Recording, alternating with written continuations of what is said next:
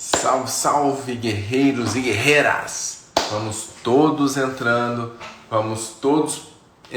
aí, vamos compartilhando a nossa live de hoje, que vai ser uma live com muitíssimo conteúdo, tá?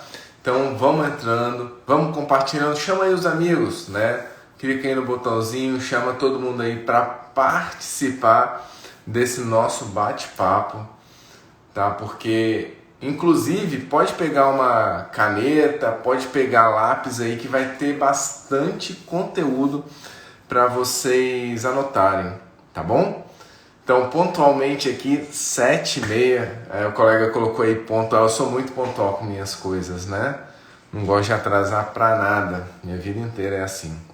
Então pontualmente 7h30, repetindo, pegue papel, caneta, porque vamos trabalhar muitas coisas. Vamos trabalhar inicialmente um roteiro de identificação da peça prática e depois trabalhar alguns cenários específicos, né?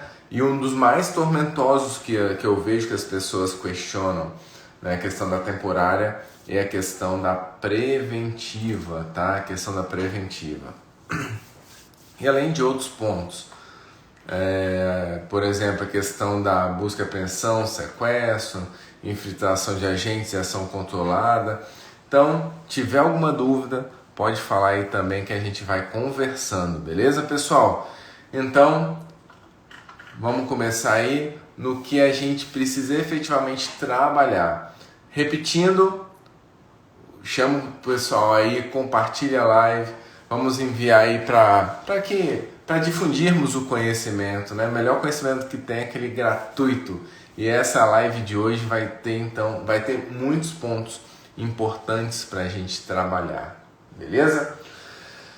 Pessoal, se você já viu algum bate-papo, alguma aula minha sobre esse ponto que nós vamos trabalhar hoje, roteiro de identificação da peça prática, provavelmente você viu falando que eu trabalho essa diretriz base em cima de 3 questionamentos. Então, eu não trabalho mais assim, esse é um ponto até que eu vou evoluir e eu vou atualizar nos meus cursos que eu tenho hoje, tá?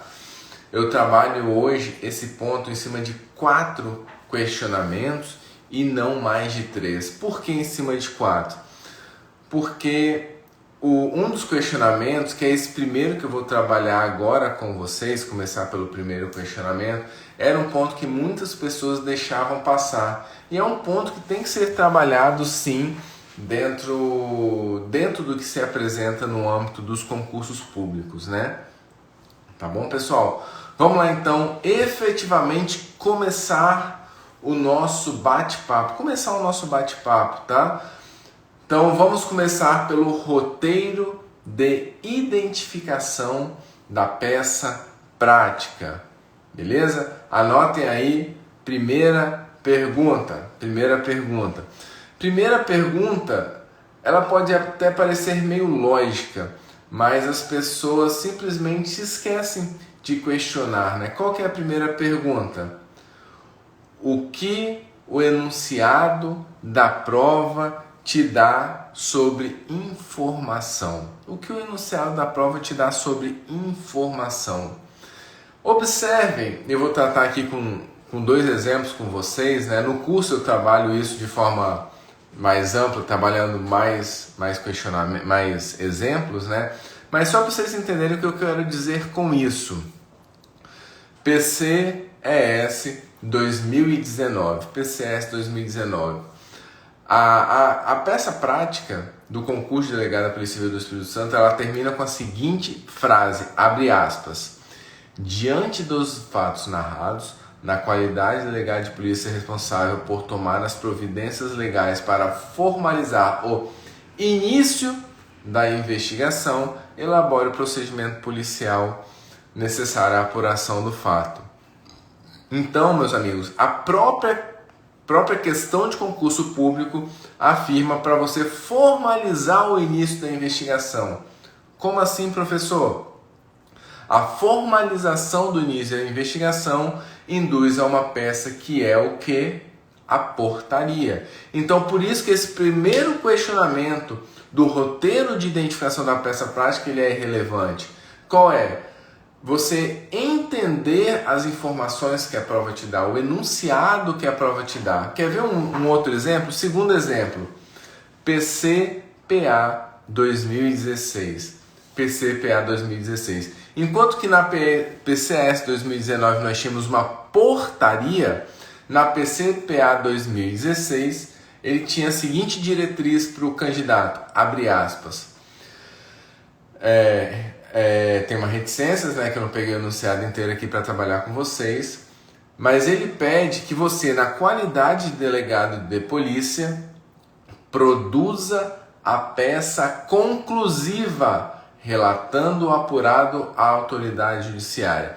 Se o enunciado lhe questiona para produzir a peça conclusiva, relatando o ocorrido, só podemos estar diante de um relatório conclusivo de inquérito policial. Lógico, o relatório de inquérito policial conclusivo ele pode ou não ser cumulado com uma preventiva, ele pode ou não ser cumulado com ato de indiciamento. Nós temos aí várias possibilidades dentro dele, né? Se for no âmbito da lei de drogas, nós temos aqueles requisitos legais a mais em relação ao relatório. Mas observe que a própria prova te deu a diretriz da peça central que está sendo ali questionada. Entendeu? Deixa eu só aumentar aqui um pouco o ar-condicionado.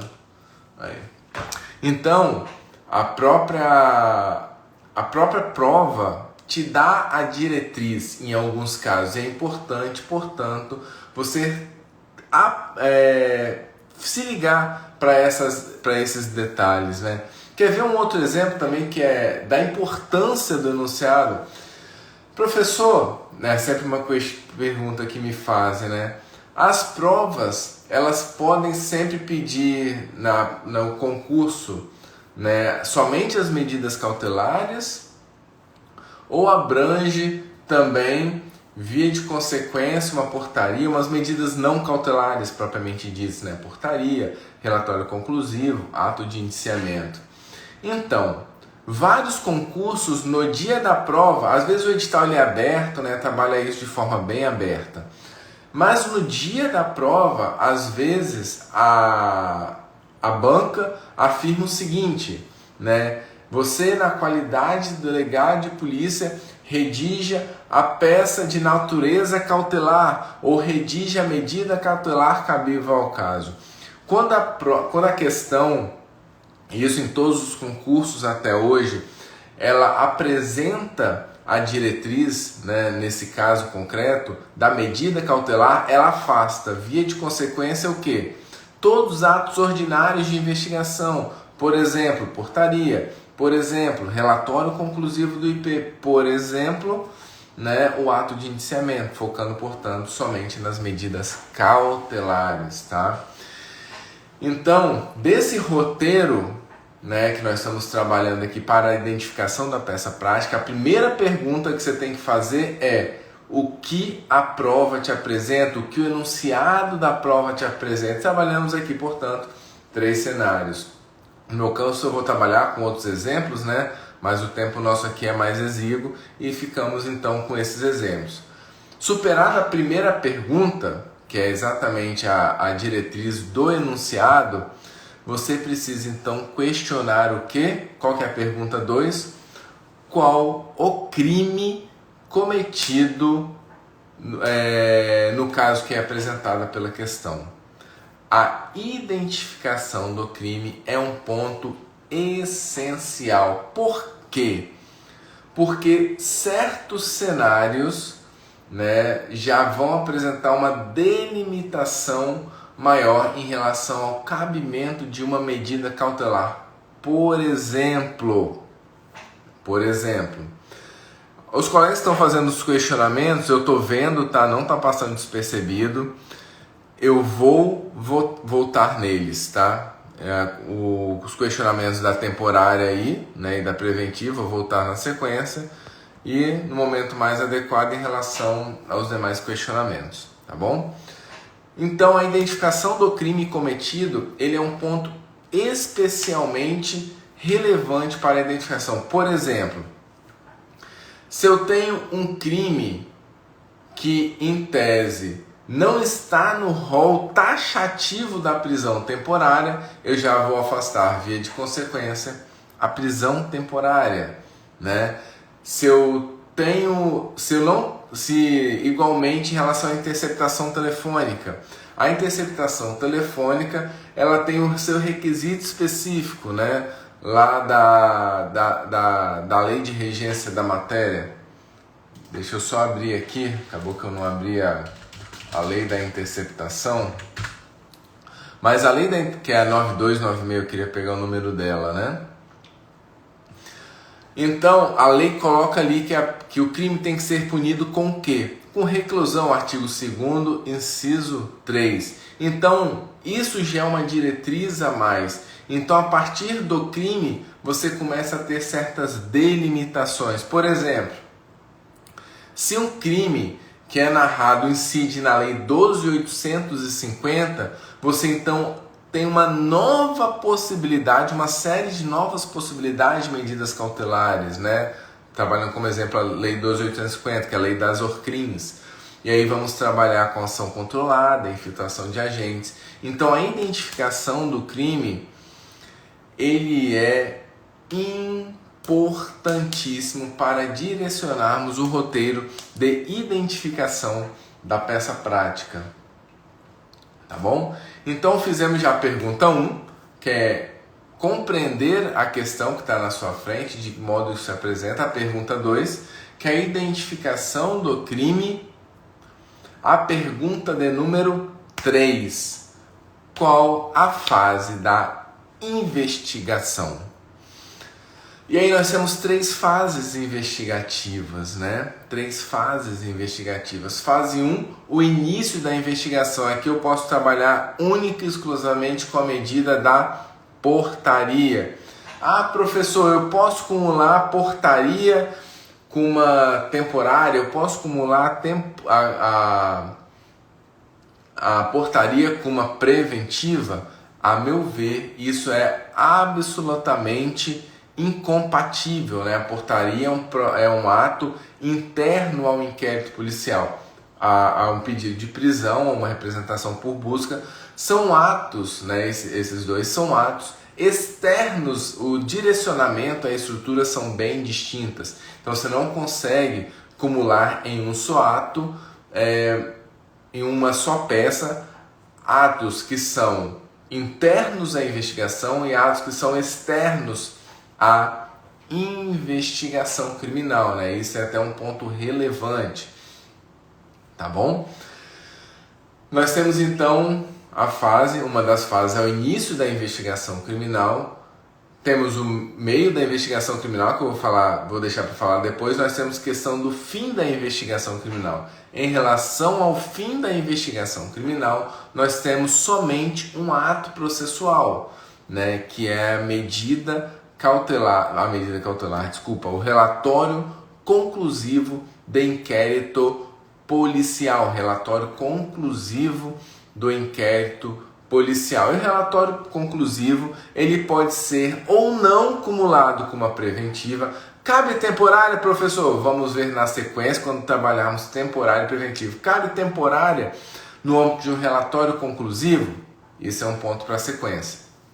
Então, o relatório conclusivo ele pode ser acumulado com uma prisão, ele pode ser também acumulado com ato de indiciamento, tá? Que são as medidas, né, mais corriqueiramente utilizadas no âmbito do relatório conclusivo, tá? Que esse é o único ato quando a investigação já está na sua derradeira fase, na sua fase conclusiva. Então, pergunta 3, né? Qual que é a fase da investigação? Nós temos a fase inicial, nós temos a fase final e nós temos, via de consequência, aquelas que é a grande parte das medidas cautelares, né? Que dizem respeito ao meio, entre aspas, meio da investigação. Só que no meio da investigação nós temos 2 cenários completamente distintos, tá? Quais cenários completamente distintos em relação ao meio da investigação? Primeiro, se eu estou diante de produção ordinária de provas, né? Às vezes eu vou trabalhar com representações ordinárias, como sequestro, como busca e apreensão, tá? Pedidos de prisão temporária preventiva, são atos mais ordinários da investigação. Por outro lado, nesse cenário de meio de investigação, além da produção ordinária, eu posso ter o quê? Eu posso ter que recorrer a utilizações de medidas cautelares extraordinárias, quando as medidas ordinárias, quando a investigação ordinária ela não é mais por si só suficiente, tá? Não é algo por si só suficiente. E aí nós vamos falar de quê? Da interceptação telefônica, né, que são medidas subsidiárias. Nós vamos falar da infiltração de agentes, que são as duas principais medidas, tá? Então, diante disso daí, essa é a pergunta 3. Qual a fase investigativa? Em que pé está a investigação criminal? Então, já fizemos a pergunta número 1, 2 e 3. Vamos agora para a pergunta de número 4. Qual que é a pergunta de número 4? O que o delegado de polícia busca com a medida que ele está postulando? Qual a finalidade em relação à medida que ele está postulando?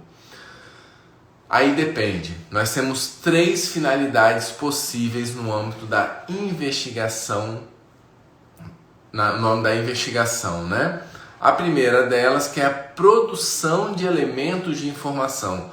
Se eu busco produção de elementos de informação, eu vou sempre estar diante de uma medida cautelar probatória. Medida cautelar probatória. Então, nós falamos aí, por exemplo, de uma busca e apreensão, de uma interceptação telefônica, infiltração de agentes propriamente dita, né? Então, tudo aquilo que é medida cautelar probatória, tá? A segunda medida, a segunda finalidade diz respeito a resguardar a investigação. A segunda é exatamente o que? Resguardar a investigação. Se eu quero resguardar, se eu quero proteger a investigação criminal, porque existe algum risco em relação a ela, nós falamos aí em uma medida cautelar pessoal. Medida cautelar pessoal, diga-se de passagem, prisão temporária e a prisão preventiva. E aí nós vamos à terceira finalidade da investigação criminal, a terceira finalidade da medida cautelar, que é exatamente o que? Assegurar a investigação, muitas vezes ligada a ressarcimento, ou seja, uma medida cautelar assecuratória. Falamos aí então no sequestro, tá? Falamos então no sequestro. Mais à frente, ao longo desse nosso bate-papo, eu vou falar então da distinção entre busca e sequestro, mas esse é mais para daqui a pouco, né? Então, nós estabelecemos aqui um roteiro base de 4 questionamentos para a identificação da medida cautelar, tá? Da medida cautelar, um roteiro base.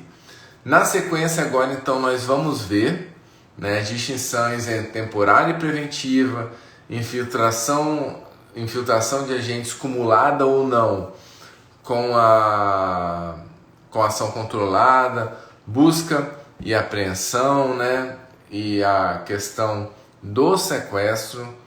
Mas antes vou responder aqui 2 perguntinhas do pessoal. Primeira pergunta: professor, não será cobrada portaria e relatório conclusivo na PC Pará? Essa é uma diretriz. Eu dei a seguinte diretriz aos meus alunos de forma bem direta. O edital fala em... qual que é o termo do edital? Processo... medida processual. O edital fala em medida processual, né? Só que dentro do inquérito não temos propriamente medida processual, mas temos o que? Atos procedimentais, né? Medida processual diz respeito a uma fase pós-investigação, ação penal, com ação penal já interposta. Então, eu me filio a uma linha de professores que entende isso como medida procedimental, podendo ser cabível, portanto, todas as medidas tomadas pelo delegado de polícia, inclusive portaria e relatório conclusivo. Eu acho mais interessante, considerando que não conhecemos essa banca, termos uma postura mais cautelosa, para não sermos surpreendidos no dia da prova. E agora outra pergunta do colega. Delegado estadual pode indiciar ou trabalhar na Justiça Federal? Sim, eu mesmo já postulei inúmeras vezes na Justiça Federal, tá? Várias vezes, crimes eleitorais, ou mesmo crimes pequenos, né, que afetam a Justiça Federal. Então sim, é possível sim, tá bom? Vamos seguir, mas antes eu quero deixar um convite para vocês, tá? Amanhã tem início a minha turma 2 para delegado da Polícia Federal, turma 2 para delegado da Polícia Federal, tá? Vai ser uma turma com correção individualizada, quatro rodadas criadas especificamente para esse curso por mim, tá bom? E amanhã, somente amanhã, pelo prazo de 24 horas, o curso vai estar com preço promocional, tá? O curso, ele no site sai a 697 e amanhã, especificamente, ele sairá por 597, uma promoção especificamente pelo esse prazo de 24 horas, tá bom, meus amigos? Ele é um curso em vídeo, em PDF, tá? Mais informações você encontra no meu site www.brunozanotti.com.br. O link está aqui, tá? E quero deixar também um convite para você. Se você não baixou ainda o meu simulado gratuito, é um simulado gratuito para você treinar em casa, com gabarito, diretrizes, quase 30 páginas de conteúdo ao todo. Não deixe de baixar meu simulado gratuito, que é feito exatamente para você treinar em casa, né? Às vezes você não quer ter acesso ao curso, mas tem acesso ao simulado gratuito. O link está aqui no meu Instagram, no meu perfil do Instagram, ou também no meu site você tem lá o link disponível. Repetindo, www.brunozanotti.com.br, tá bom? O curso está completo, filé, né, com diretrizes, modelo de peça, vídeos, explico como montar as peças práticas. E o colega fez aí um apontamento que não tem, né, no meu curso um modelo sobre captação ambiental. É verdade, não tem. Esse é um dos pontos que eu vou acrescentar, tá? E muito breve, acredito que no fim de semana eu devo acrescentar essa peça prática e uma outra de interesse também de vocês, tá bom? Mas o curso ele está em constante construção, já acrescentei vários conteúdos desde que ele iniciou, então vamos juntos que eu tenho certeza que vai ser bem bacana. Vamos seguir então, meus amigos? Vamos seguir então em relação a agora trabalhar um ponto que é um grande problema, né? Em relação a um grande desafio em relação à identificação da peça prática, a distinção que envolve a temporária e a preventiva. Quero aproveitar aqui, né, o grande amigo José Carlos Risk, presidente da OAB aqui do Espírito Santo, meu amigo, um grande abraço, tamo junto sempre, formamos a mesma faculdade, inclusive. Vamos lá então, distinção e hipótese de cabimento, como entender o cabimento da temporária e da preventiva. Muita atenção para você nunca mais errar esse tema. Quando você vai Então, representar, e aí já respondendo a pergunta do colega, delegado, postulo, representa, termo técnico a ser utilizado em todas as peças, delegado somente representa. Uma vez ou outra eu posso falar aqui sem querer, mas termo técnico, esse é um ponto que eu até corrijo os alunos no curso, delegado representa. Ao representarmos, você tem que saber distinguir temporária e preventiva. E para você ter em mente de forma bem completa essa distinção, você precisa fazer 3 perguntas. Eu trabalho sempre com perguntas, porque acho que a pergunta ela induz a resposta, induz o raciocínio. Vamos lá então, para vocês entenderem e nunca mais errarem a distinção entre prisão temporária e prisão preventiva. Anotem aí para nunca mais errar. Pergunta 1. Essa é uma pergunta, na verdade, que precede essa distinção, mas eu acho ela muito relevante. Eu vou mostrar para vocês na sequência o motivo, que é um motivo que muitas pessoas erram no curso e eu já vi muitas pessoas errando no dia da prova. Qual que é o ponto 1? Existem elementos mínimos para falarmos no cabimento de uma prisão? Pergunta 1. Existem elementos mínimos para falarmos no cabimento de uma prisão? Qualquer prisão, temporária ou preventiva. Pessoal, são 4 os elementos para podermos falar no cabimento de uma prisão. Ponto 1.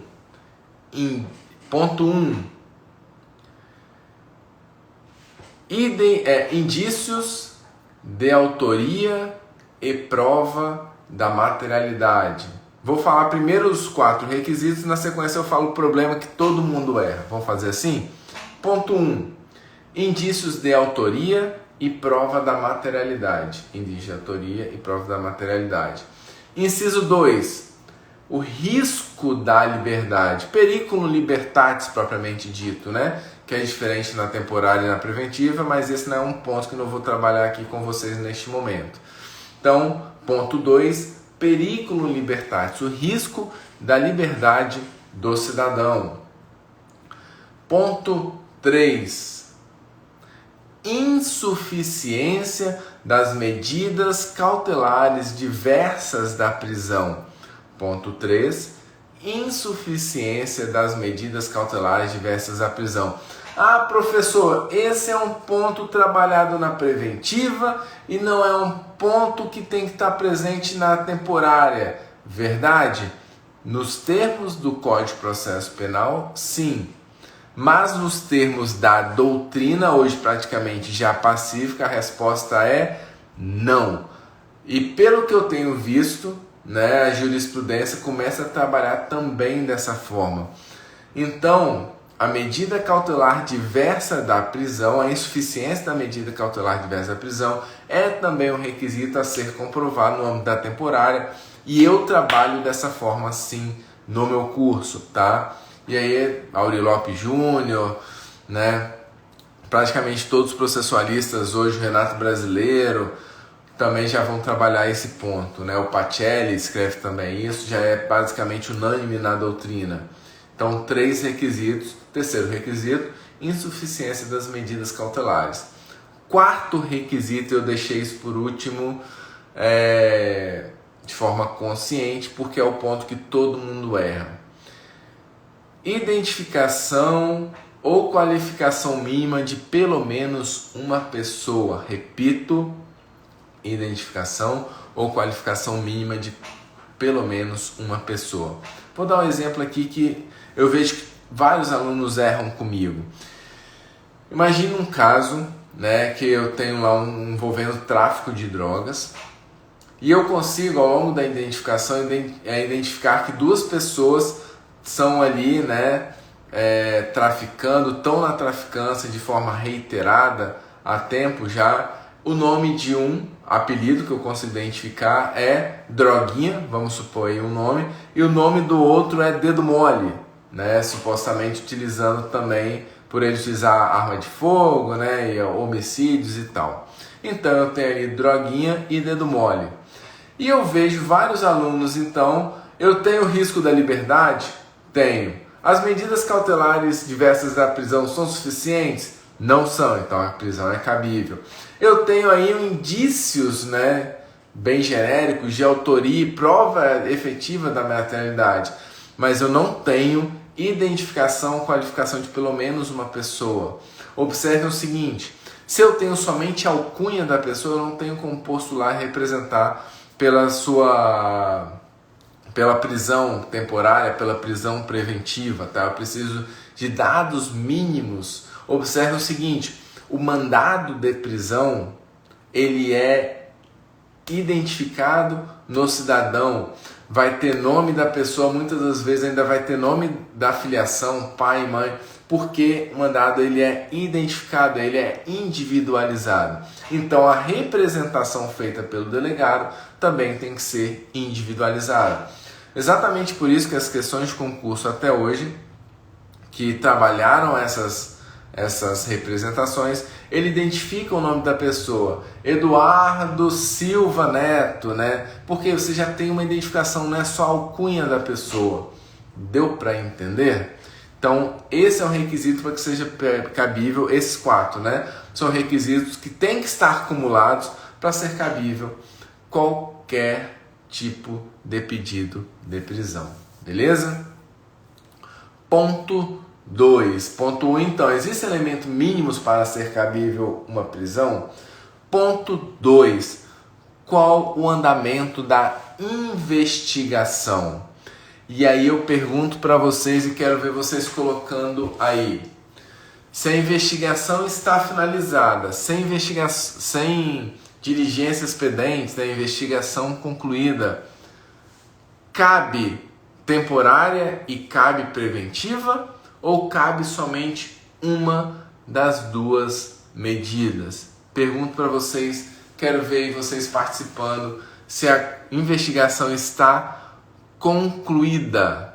Se a investigação está concluída, cabe temporária e preventiva ou somente uma dessas medidas? Pessoal, muito cuidado. O pessoal está colocando aí bem, ó, apenas preventiva, exatamente, porque uma vez a investigação já finalizada, não cabe mais a prisão temporária. É somente e exclusivamente a prisão preventiva. Ah, ela pode ser cumulada com relatório conclusivo? Em tese, né, é interessante que seja acumulada com relatório conclusivo da investigação. Tá? Então seria o relatório conclusivo cumulada com a prisão preventiva. Não cabe, neste momento, a prisão temporária. Não cabe, neste momento, a prisão temporária. Você tem que estar no curso, via de consequência da investigação, para ela ser cabível. Tá? Seguindo. Por outro lado, se a investigação estiver em andamento, cabe tanto a temporária quanto a preventiva. E aí vem o grande questionamento. Professor, se a investigação está em andamento e cabe tanto a temporária quanto a preventiva, qual escolher? Como fazer a identificação, no caso concreto, da temporária e da preventiva? Já retorno nesse questionamento com vocês, porque eu vou aqui responder, alguns colegas estão perguntando de forma bem rápida. Vamos lá, subindo aqui. Somente apelido não cabe pedido de prisão, porque eu não tenho identificação. Quem é essa pessoa? Eu não tenho. Então, por não ter informações suficientes, né, somente, por exemplo, o apelido genérico da pessoa, não tem como ser feita a prisão. Tá? Nesse caso aí, professor, que você mencionou agora há pouco, seria preventiva acumulada com relatório ou sem relatório? Se a investigação está concluída, você pode fazer então a acumulação da prisão preventiva com o relatório, tá bom?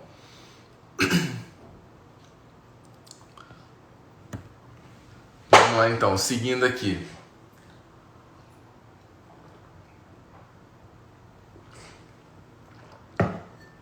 Com a investigação em andamento, qual cabe? Preventiva ou temporária? Aí você precisa identificar o crime presente no caso. Crime presente no caso, tá? Primeiro, por quê? Essa dúvida, né, se é cabível temporária ou preventiva, só existe naqueles casos em que o crime consta do rol da temporária. Observe o seguinte: no curso da investigação, não estamos diante de um crime do rol da temporária, que é exaustivo, só tem uma medida a ser cabível: preventiva. Por outro lado, se eu estou no curso da investigação e eu estou diante de um crime que é cabível tanto a temporária quanto a preventiva, ou seja, um crime previsto no rol taxativo da temporária, nesse cenário a prioridade é a prisão temporária. A prioridade é a prisão temporária. Ah, professor, sempre? Sempre. E vou trabalhar com vocês argumentos, inclusive de banca de concurso para isso. Um argumento de ordem prática da prioridade ser a temporária, como colocou, um argumento de ordem policial. Qual argumento de ordem policial?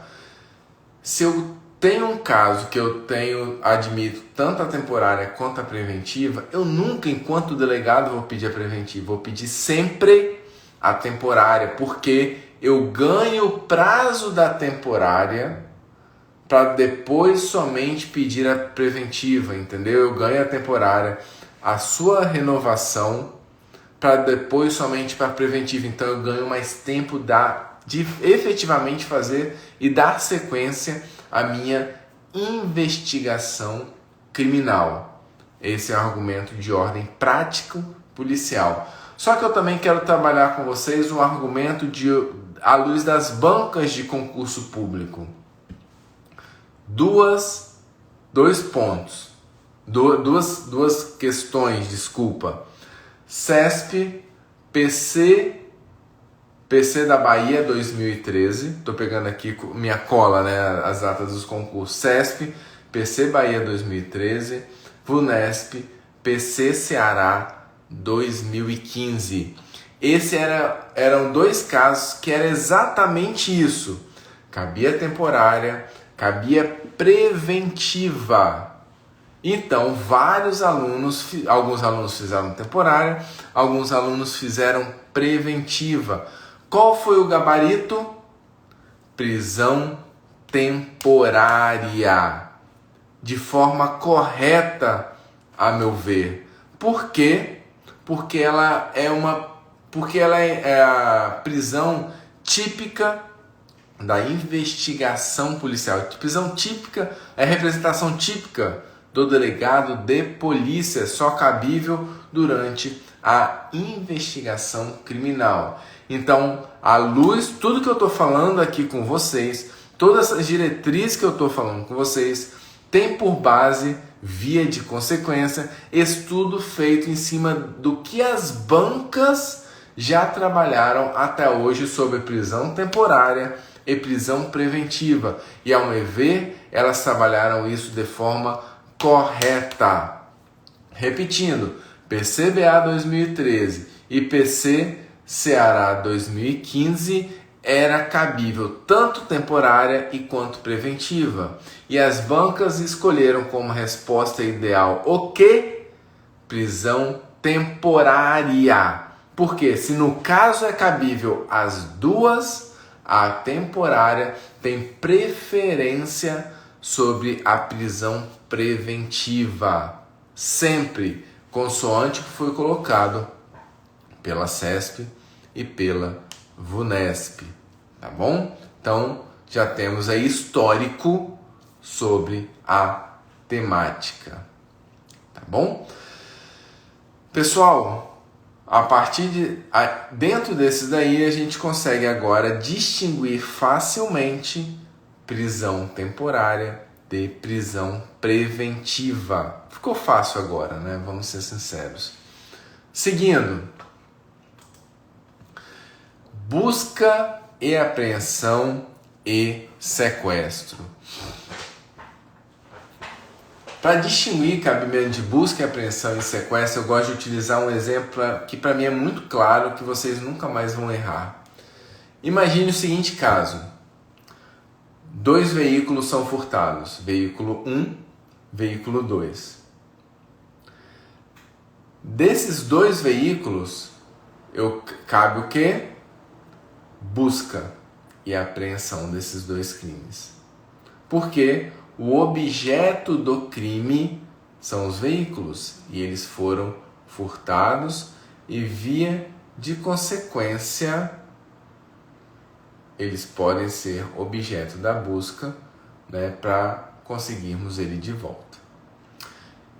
Agora, imagine que os 2 objetos, 1 e 2, foram furtados, só que o veículo de número 2 ele é vendido. O veículo de número 2 ele é vendido. Ele se transformou em dinheiro. Posteriormente, esse cara vende e compra um outro veículo. Pergunto para vocês, deste veículo que foi inicialmente furtado, transformado em dinheiro e novamente esse dinheiro transformado em veículo, deste veículo, cabe busca e apreensão ou cabe sequestro? Pergunta para vocês. Deste cabe o quê? Busca ou sequestro? Responde aí, pessoal, que eu vou ver as perguntas aqui que estão pendentes.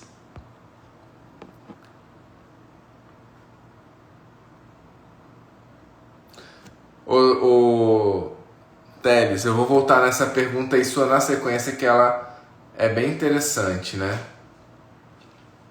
Meus amigos, o pessoal já começou a responder de forma correta. Este veículo cabe sequestro e deste veículo cabe busca e apreensão. Inclusive, a título de curiosidade, o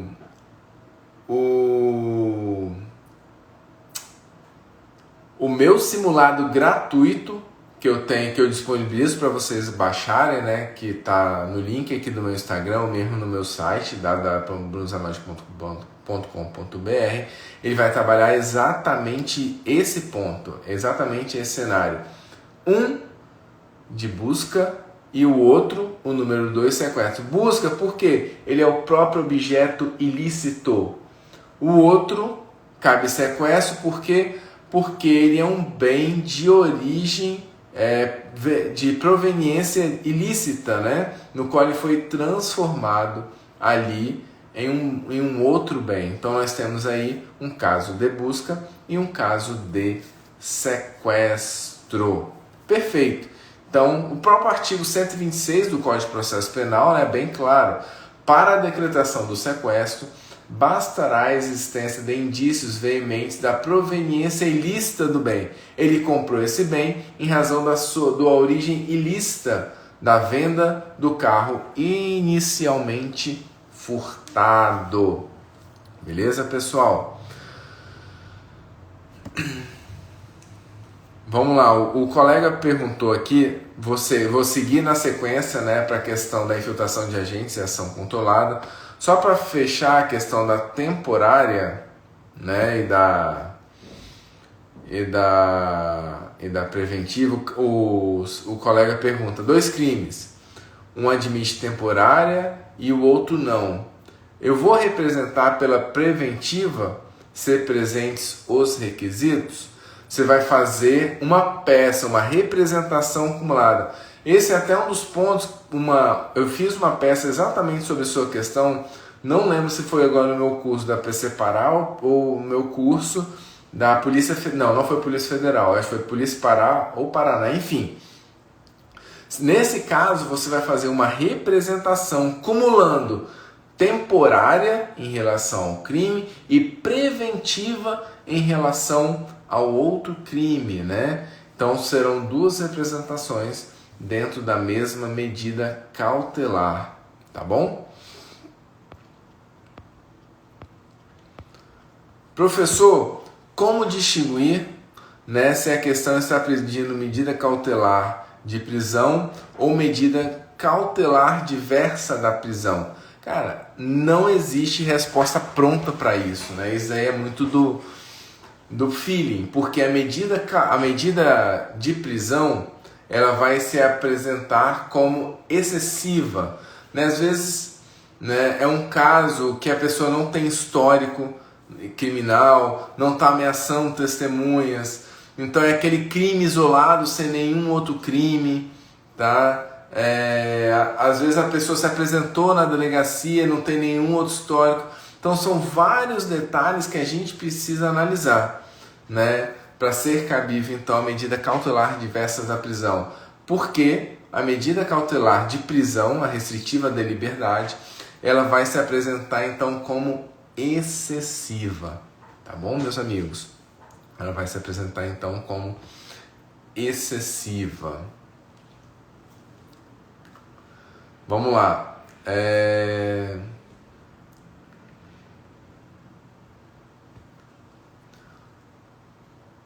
Vamos lá.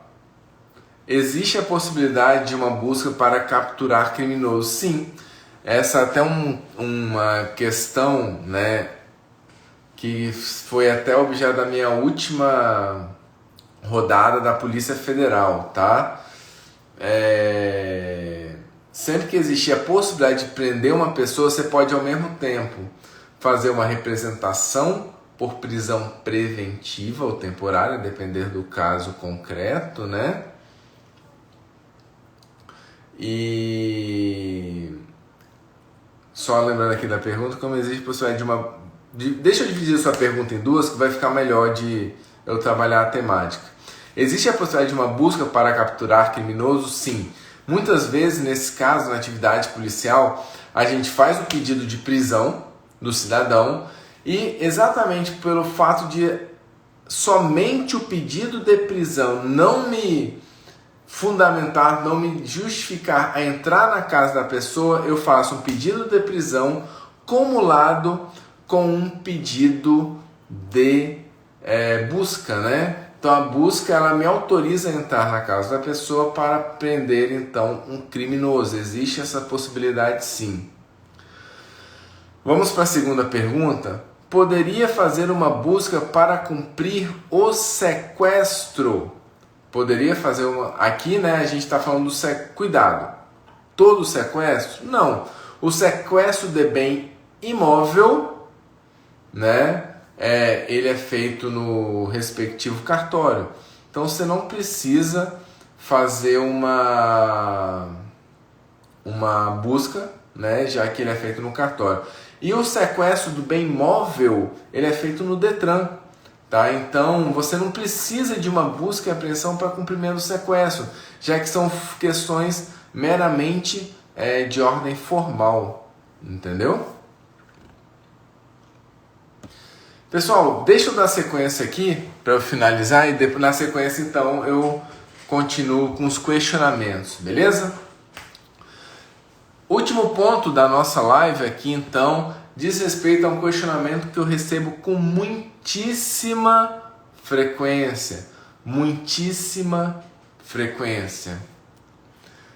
Infiltração de agentes, ele tem que sempre ser cumulada, professor, com a ação controlada? Infiltração de agentes tem que sempre ser cumulada com a ação controlada? Doutrinariamente nós temos duas correntes, né? Uma corrente vai afirmar que não e a outra vai afirmar que sim. Aqui sim, inclusive, penso eu, será majoritária hoje, tá? se eu não me engano, o NUT trabalha nesse sentido. O que acontece? Durante a infiltração de agentes, o policial infiltrado ele tem relação, conhecimento, inclusive pode presenciar vários crimes, né? E a ação controlada ela traz uma proteção ao policial para ele não dar a voz de flagrante. Observe o seguinte: nos termos da Lei 12.850, que eu acho que é a lei como referencial hoje que regulamenta a infiltração de agentes, ele em nenhum momento afirma que o policial pode ver um crime e não dar voz de prisão em flagrante. Isso é trabalhado dentro da ação controlada. Então, via de consequência, grande parte da doutrina vai falar o seguinte: o ideal, né, grande parte da doutrina entre aspas, né, porque quase ninguém trabalha esse ponto tão específico assim, se eu não me engano, NUT é um deles, em um artigo que eu vi na internet. Sempre que você trabalhar em infiltração de agentes, cumule com a ação controlada, porque é a ação controlada que vai conceder essa proteção a mais ao policial, tá? Essa proteção a mais ao policial, tá bom? Então, dentro do meu curso, eu sempre trabalho. No meu curso, eu tenho um modelo da infiltração de agentes com ação controlada e sem ação controlada, mas eu sempre coloco, né, na rodada na eventual rodada que eu trabalhe isso, a questão da infiltração de agentes, que ela seja assim cumulada com a ação controlada, tá bom? Vamos lá. Pergunta do colega: como abordar a questão da contemporaneidade na preventiva? Observe o seguinte: a contemporaneidade diz respeito à atualidade do fato, né? A atualidade do risco que a liberdade do cidadão traz para comprovação no âmbito de uma medida cautelar. O STJ tem jurisprudência, inclusive tem um post bem recente sobre isso, tá? A contemporaneidade não é um requisito das medidas cautelares probatórias, de acordo com o STJ. A contemporaneidade é um requisito exclusivo, né, das medidas cautelares restritivas de liberdade, como a temporária e a preventiva. Então, eu preciso comprovar a contemporaneidade, ou seja, a atualidade do risco, a atualidade da situação em relação à preventiva e à temporária. Eu não preciso comprovar, né, em relação às medidas cautelares probatórias, como a busca e apreensão, como o sequestro, a interceptação telefônica, tá bom? Então, a contemporaneidade é um requisito específico das medidas cautelares das medidas cautelares restritivas de liberdade, tá? E a parte da doutrina que vai também falar que diz que a contemporaneidade também é um requisito, e a meu ver de forma acertada, da medida cautelar diversa da prisão, tá bom? E eu especificamente trabalho assim, né, dentro do meu curso, em relação ao periculo in mora, comprovação do periculo in mora. Tá bom, pessoal? Esses eram os pontos centrais que eu tinha para trabalhar com vocês, tá? Deixa eu ver se tem algum questionamento aqui em relação que ficou pendente. Estou vendo desde o início aqui os questionamentos. Se quiserem mandar algum questionamento agora, podem mandar. Eu estou passando o olho rápido aqui para ver se todos os questionamentos. O pessoal sempre reclama que eu acabo não respondendo muitas perguntas, né? Mas hoje eu vou ver se eu consigo me redimir nesse ponto, vamos dizer assim. Tá bom?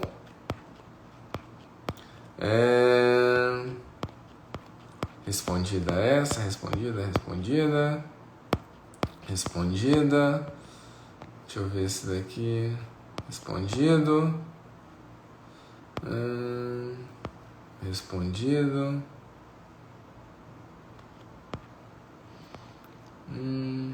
E uma sugestão que eu quero dar para vocês, meus amigos, que eu vejo que muita gente erra isso. Não deixem de estudar medidas cautelares envolvendo foro por prerrogativa de função, tá?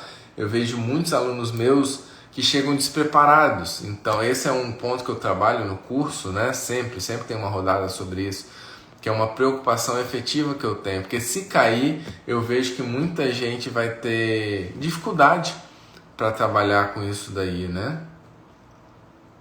Respondido.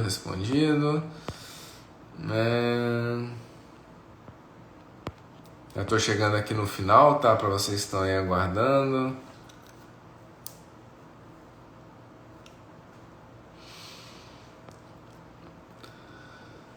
Professor, no caso do segundo veículo que você falou, né, em relação ao sequestro, se o terceiro comprador estiver de má fé, cabe sequestro contra o terceiro? Excelente questionamento, tá? Já trabalhei num caso desse e representei sim pelo sequestro do caso, exatamente pela má fé. Eu comprovei o conluio, né? E que a origem, no caso, o caso, então, justificou e o juiz deferiu naquela hipótese o cabimento do sequestro, mas para fins de concurso, né, já que em relação à determinação específica, origem lícita, talvez pudesse haver um questionamento sobre isso, e eu duvido, a bem da verdade, que isso seja ponto de questionamento, tá bom? Eu acho que é isso daí, meus amigos. Espero que vocês